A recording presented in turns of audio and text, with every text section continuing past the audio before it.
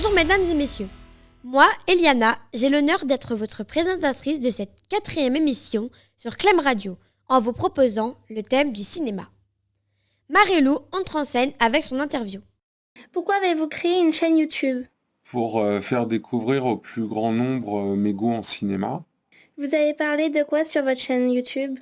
On parle en général de critiques d'anciens films, on fait des rétrospectives de certains réalisateurs ou on se penche en particulier sur des sagas. Combien de vidéos faites-vous par mois ? Une dizaine environ. Quel est votre but de votre association ? Alors, mon association, son but, c'est de diffuser des films dans une salle de cinéma qui ont un certain âge et pouvoir débattre avec des adultes sur comment ils ont été faits et ce qu'ils ont bien marché à l'époque, etc. Quelle est la fréquence des séances vidéo ? 2 par mois. À quelle personne s'adressent ces vidéos ? De YouTube à n'importe qui. Merci beaucoup. Très intéressant, mes compliments. Pour présenter le meilleur papier, nous voilà avec Candice. Qu'est-ce qu'un César ? Un César, c'est une récompense donnée aux professionnels du cinéma lors d'une cérémonie de remise de prix. J'ai fait mon choix, et voici mon palmarès. Pour le meilleur acteur, Louis de Funès, c'est un acteur comique décédé en 1983. Son film le plus connu est Rabbi Jacob. Pour la meilleure actrice, Laure Calamy, dans Antoinette dans les Cévennes, car elle a un rôle humoristique. Pour le meilleur film, un petit truc en plus, car il parle de handicap. Pour finir, le meilleur film d'animation, Vaiana, une histoire pour toute la famille et des superbes images. Merci Candice. Voici maintenant le reportage d'Emma.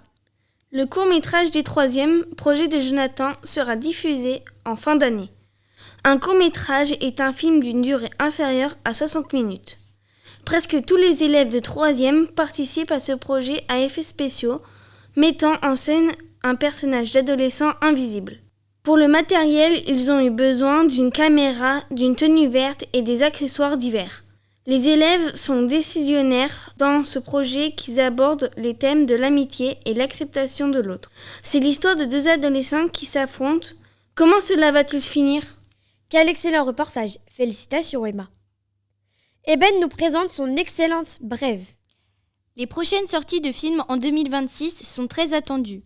Dans la catégorie film étranger, nous avons Spider-Man 4 qui sortira le 22 juillet 2026.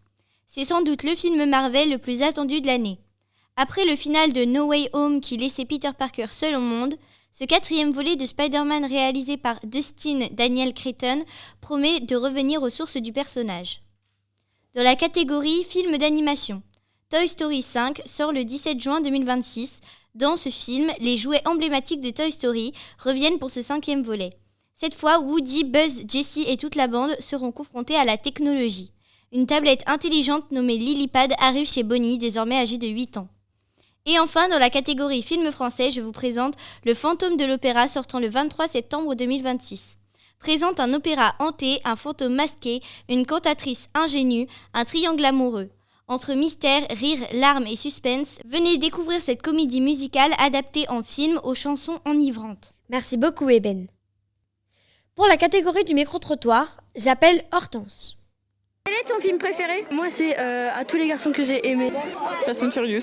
Fabricant de larmes. Fabricant de larmes. C'est L'amour ouf. C'est À tous les garçons que j'ai aimés.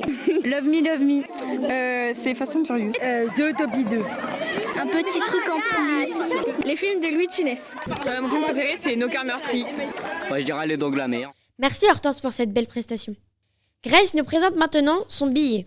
Connaissez-vous le métier de réalisateur ? Le réalisateur d'un film gère les aspects créatifs de la production.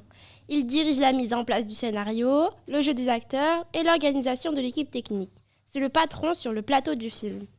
Pour devenir réalisateur, il faut faire des écoles spéciales, par exemple l'ESRA, École supérieure de réalisation audiovisuelle. C'est une école indépendante. Selon les écoles, la durée des études varie de 1 à 4 ans. Mais il y a des réalisateurs qui ne font pas d'école. Par exemple, le réalisateur d'Avatar, James Cameron, n'a pas fait d'école. Il a aussi réalisé le film Titanic et bien d'autres encore. Pour faire une école de réalisation, il faut avoir une bonne culture générale et des techniques confirmées. Plusieurs diplômes sont nécessaires, Bac+2 à Bac+5 et un BTS. Et enfin, pour finir, combien de temps met-on pour réaliser un film ? Et oui, avant de le regarder, un film est d'abord en phase de tournage, puis il y a le montage, les effets spéciaux et enfin la post-production, où l'on présente le film. Pour réaliser le film, il faut au moins 2 ans et cela dépend aussi du film. Merci mademoiselle Grace. Et pour terminer, nous revoici avec Emma pour une revue de presse. Je vais vous parler du film Marsupilami.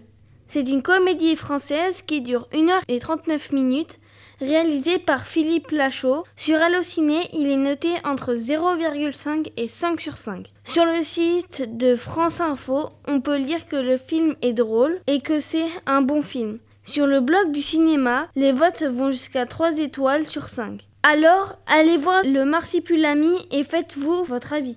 Nous pouvons l'applaudir. Et voilà, c'est la fin. Merci à vous d'avoir écouté cette émission. À bientôt.